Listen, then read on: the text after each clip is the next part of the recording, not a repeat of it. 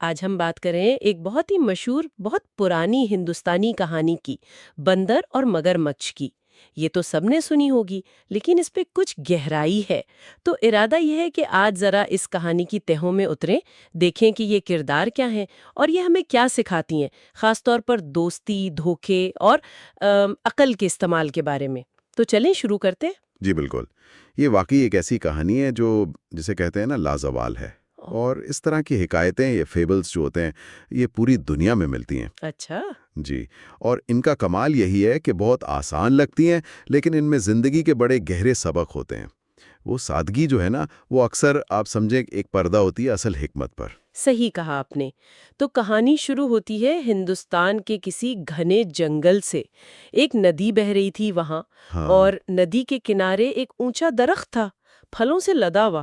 اس پر ایک بندر رہتا تھا، بڑا خوش مزاج، بہت سمجھدار قسم کا۔ ٹھیک۔ سارا دن اچھل کود، مزے سے پھل کھانا اور نیچے ندی کو دیکھنا، یہ اس کی زندگی تھی۔ اور اسی ندی میں نا ایک مگرمچھ بھی تھا۔ اچھا۔ ہاں، بڑا اپنے آپ میں طاقتور قسم کا جانور۔ تو ایک دن یوں ہوا کہ بندر بیٹھا کوئی رسیلا سا پھل کھا رہا تھا، اور اس نے دیکھا مگرمچھ کو تیرتے ہوئے۔ کنارے کے پاس؟ ہاں، قریب ہی۔ تو بندر نے پتہ نہیں شرارت میں یا شاید ویسے ہی ایک پھل توڑا اور مگرمچھ کی طرف پھینک دیا۔ اچھا۔ مگرمچھ نے پہلے تو دیکھا یہ کیا ہے، پھر اس نے چکھا تو اسے بہت مزے کا لگا۔ میٹھا پھل ہوگا کوئی؟ ہاں، کوئی جامن یا آم جیسا کچھ۔ تو اسے بندر کا یہ انداز بھی اچھا لگا۔ بس وہیں سے آپ سمجھیں ان دونوں کی دوستی شروع ہو گئی۔ یہ تو بڑی عجیب بات ہے، مطلب بندر اور مگرمچھ؟ بالکل، ایک درخت پہ ایک پانی میں۔ اور یہ دوستی ہی اصل میں کہانی کا مرکز بنتی ہے پھر؟ جی بالکل۔ تو اب یہ روز کا کام ہو گیا۔ بندر اوپر سے میٹھے میٹھے پھل توڑ کر دیتا مگرمچھ کو، اچھا۔ اور مگرمچھ اس کے بدلے میں کیا کرتا، بندر کو اپنی پیٹھ پر بٹھاتا اور ندی کی سیر کرواتا۔ واہ! ہاں، بندر تو پانی سے ڈرتا تھا نا، تو مگرمچھ کی پیٹھ پر اسے بڑا محفوظ محسوس ہوتا ہوگا، اور وہ ندی کے وہ حصے بھی دیکھ لیتا تھا جو کنارے سے نظر نہیں آتے۔ بس گھنٹوں گپ شپ، ہنسی مذاق۔ زمین اور پانی کے ان دو بالکل الگ رہنے والوں میں گہری دوستی ہو گئی۔ یہ جو دوستی ہے نا، یہ بذات خود بڑا دلچسپ نکتہ ہے۔ دیکھیں، عام طور پر تو یہ قدرتی دشمن سمجھے جا سکتے ہیں، ہے نا؟ صحیح۔ ایک پھرتیلا درختوں والا جانور، دوسرا پانی کا وہ خطرناک شکاری، ان کا دوست بن جانا یہ فطرت کے اصولوں کے خلاف لگتا ہے۔ ہاں، لگتا تو ہے۔ لیکن شاید کہانی یہی دکھانا چاہ رہی ہے کہ رشتے جو ہیں وہ ظاہری فرق نہیں دیکھتے، یا جو معاشرے کے اصول ہیں ان کے پابند نہیں ہوتے۔ اور یہیں سے پھر اصل مسئلہ، اصل ڈرامہ شروع ہوتا ہے، کیونکہ یہ دوستی جتنی غیر متوقع ہے نا، اتنی ہی نازک بھی ثابت ہوتی ہے۔ ہاں، اور وہ نازک پن سامنے آتا ہے مگرمچھ کی بیوی کی وجہ سے۔ اچھا، بیوی کا کردار آ گیا۔ جی، مگرمچھ جب شام کو گھر جاتا تھا تو اپنی بیوی کو بتاتا تھا بندر کی باتیں، اس کی عقل مندی، ہماری دوستی، اور وہ پھل بھی کھلاتا تھا جو بندر دیتا تھا۔ اب بیوی کو یہ بات بالکل پسند نہیں آئی۔ اسے لگا کہ میرا شوہر کسی بندر کے ساتھ اتنا وقت گزارتا ہے، اتنا خوش رہتا ہے، یہ کیا بات ہوئی؟ حسد؟ بالکل، خالص حسد۔ اور پھر اس نے ایک عجیب سی بات سوچی۔ اس نے کہا، یہ بندر جو اتنے میٹھے پھل کھاتا ہے، ہر وقت خوش رہتا ہے، تو اس کا دل؟ ہاں، اس کا دل تو بہت ہی میٹھا، بہت لذیذ ہوگا۔ بس یہ خیال اس کے سر پر سوار ہو گیا۔ اچھا، تو اس نے کیا کیا؟ اس نے اپنے شوہر سے فرمائش کر دی۔ ایک دن بولی، مجھے اس بندر کا دل چاہیے، میں وہ کھانا چاہتی ہوں۔ اگر تم واقعی مجھ سے محبت کرتے ہو نا، تو جاؤ اور اس کا دل لے کر آؤ۔ باپ رے، یہ تو بہت ہی شدید مطالبہ ہے نا؟ جی، اب یہاں دیکھیں، یہ کہانی ایک نفسیاتی موڑ لے رہی ہے۔ یہ جو بیوی کا مطالبہ ہے، کیا یہ صرف حسد ہے، یا اس میں کوئی عدم تحفظ، انسیکیورٹی چھپی ہے؟ ہو سکتا ہے۔ یا اپنے ساتھی پر ملکیت جمانے کی خواہش، پوزیسونیس۔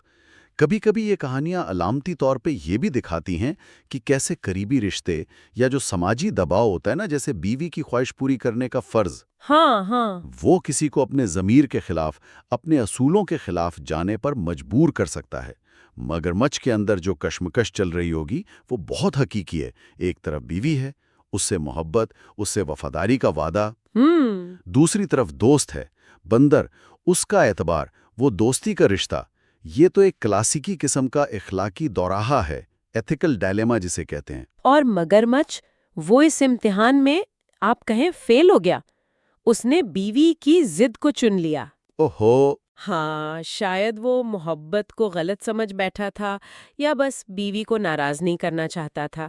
دل تو نہیں چاہ رہا ہوگا، لیکن اس نے فیصلہ کر لیا کہ وہ اپنے دوست بندر کو دھوکہ دے گا. بہت افسوس کی بات ہے، دوستی کا یہ انجام. بالکل. تو اگلے دن وہ گیا بندر کے پاس اور ایسے ظاہر کیا جیسے کچھ ہوا ہی نہیں. معمول سے بھی زیادہ پیار جتایا. اچھا. ہاں، بولا، میرے پیارے دوست سنو، آج ہمارے گھر بہت بڑی دعوت ہے. میری بیوی تم سے ملنے کو بے تاب ہیں، خاص تمہارے لیے بڑے اچھے اچھے کھانے بنائے ہیں. اوہو. چلو آ جاؤ، میری پیٹھ پر بیٹھو، میں تمہیں اپنے گھر لے چلتا ہوں. اب بندر بیچارہ، اسے کیا پتا تھا کہ یہ دعوت نہیں، موت کا بلاوا ہے. اسے تو اعتبار تھا اپنے دوست پر. بالکل. وہ تو خوش ہو گیا کہ واہ، دوست کے گھر دعوت ہے. فوراً اچھل کر مگرمچھ کی پیٹھ پر بیٹھ گیا. اور مگرمچھ اسے لے کر چل پڑا. ہاں، لے کر ندی میں تیرنے لگا اور جان بوجھ کر نہ گہرے پانی کی طرف گیا، جہاں سے واپسی مشکل ہو. بالکل. جب وہ ندی کے تقریباً بیچ میں پہنچ گئے، جہاں سے کنارہ بہت دور تھا، بندر کے لیے تیر کر جانا ناممکن، وہاں مگرمچھ رک گیا. بتائے گا وہ. ہاں، اب اس نے سوچا بندر پھنس چکا ہے، اب بھاگ نہیں سکتا. تو اس نے کہا، دوست معاف کرنا، سچ تو یہ ہے کہ میری بیوی تمہارا دل کھانا چاہتی ہے. او خدایا. اسی لیے میں تمہیں گھر لے جا رہا ہوں. یہ سن کر بندر کا کیا حال ہوا ہوگا. سوچے ذرا، جس دوست پر اتنا بھروسہ، جس کی پیٹھ پر بیٹھ کر محفوظ سمجھ رہا تھا، وہی جان لینے پر تلا ہے. ایک پل کو تو اس کی آنکھوں کے سامنے اندھیرا چھا گیا ہوگا. موت بالکل سامنے، ندی کے بیچ میں، تیرنا آتا نہیں، نیچے مگرمچھ. بالکل بے بسی کی حالت. یہ صرف جان کا خطرہ نہیں ہے، اس سے بڑا اعتماد ٹوٹنے کا صدمہ ہے. صحیح. اور مگرمچھ کا ندی کے بیچ میں آ کر یہ بتانا، یہ بھی بڑی چالاکی یا کمینگی کہہ لیں کہ اب تم کہیں نہیں جا سکتے. یہ دھوکے کی انتہا ہے. ایسے میں تو کوئی بھی ہمت ہار جائے. اس پر قابو پایا فوراً، اور اپنی سب سے بڑی طاقت استعمال کی، اپنی عقل. ذہانت. ہاں جی، اس نے فوراً ایک کہانی بنائی. اس نے ایسے حیرت دکھائی، تھوڑی سی جیسے ناراضگی بھی، اور شاید ہنسی دبا کر بولا، ارے میرے بھولے دوست، تم بھی نا، اتنی ضروری بات تھی تو پہلے بتاتے. کیا کہا اس نے؟ کہا، بھلا کوئی اپنا دل، اتنی قیمتی چیز، ہر وقت ساتھ لیے پھرتا ہے؟ خاص طور پر میں جب درختوں پر اچھل کود کرتا ہوں تو ڈر رہتا ہے کہیں دل گر نہ جائے.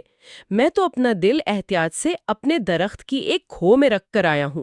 واہ، کیا بات ہے. ہاں. پھر بولا، اگر تمہاری بیوی کو میرا دل ہی چاہیے تھا تو چلو جلدی واپس چلتے ہیں.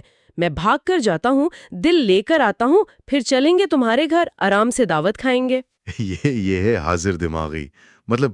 ایک سیکنڈ میں نہ صرف جھوٹ کھڑا، بلکہ ایسا جھوٹ جو مگرمچھ کی خواہش سے، اس کی ممکنہ بے وقوفی سے میل کھاتا تھا. بالکل. اس نے مگرمچھ کی نیت کو استعمال کیا اسی کے خلاف.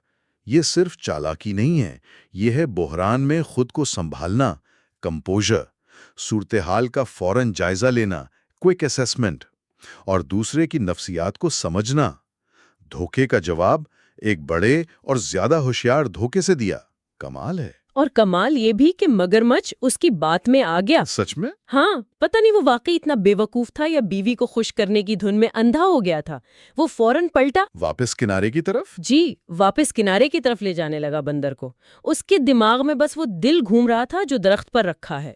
بے وقوف مگرمچھ. تو جیسے ہی وہ کنارے کے اتنے قریب پہنچے کہ بندر چھلانگ لگا سکتا تھا، بندر نے ایک لمحہ نہیں گنوایا. فوراً کود گیا ہوگا. پوری طاقت سے چھلانگ لگائی اور پھرتی سے اپنے درخت پر چڑھ گیا. محفوظ ہو کر اونچائی پر پہنچ کر اس نے نیچے کھڑے مگرمچھ کو دیکھا. اب باری تھی بندر کی. اب بندر کی باری تھی. اس نے غصے سے اور شاید حقارت سے مگرمچھ کو آواز دی، اے احمق مگرمچھ، تم نے کیا سچ میں سمجھ لیا تھا کہ دل کوئی پھل ہے جسے درخت پر چھوڑا جا سکتا ہے؟ میرا دل تو میرے سینے میں ہے، یہی دھڑک رہا ہے۔ تم نے دوستی کو بدنام کیا، تم نے بھروسہ توڑا، مجھے مارنے چلے تھے۔ جاؤ یہاں سے اور دوبارہ کبھی اپنی شکل مت دکھانا مجھے۔ کیا جواب دیا؟ مگرمچھ بیچارہ ایک دم شرمندہ ہو گیا، سازش ناکام، دوست بھی گیا، بس اپنا سا منہ لے کر چپ چاپ واپس پانی میں اتر گیا اور چلا گیا۔ اور یوں بندر بچ گیا۔ یوں بندر بچ گیا۔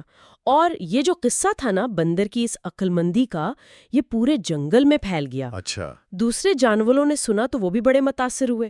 انہوں نے کیا سیکھا؟ یہی کہ صرف طاقت ہی سب کچھ نہیں ہوتی۔ جی بالکل۔ عقل، ہوشیاری، حاضر دماغی، اس سے بڑی مشکل ٹل سکتی ہے، بڑے سے بڑا دشمن ہار سکتا ہے۔ یہاں تک کہ بچوں نے جب یہ کہانی سنی تو وہ بھی بولے، واہ، ہمیں بھی بندر جیسا ہوشیار بننا چاہیے تاکہ کوئی ہمیں دھوکہ نہ دے سکے۔ اگر ہم اس سبق کو تھوڑا بڑے پیمانے پر دیکھیں تو یہ کہانی عقل مقابلہ طاقت، برینز ورسز برون کی ایک بہترین مثال ہے۔ یہ صرف جانوروں کی بات نہیں ہے، یہ انسانی معاشروں میں، تاریخ میں بار بار ہوتا ہے۔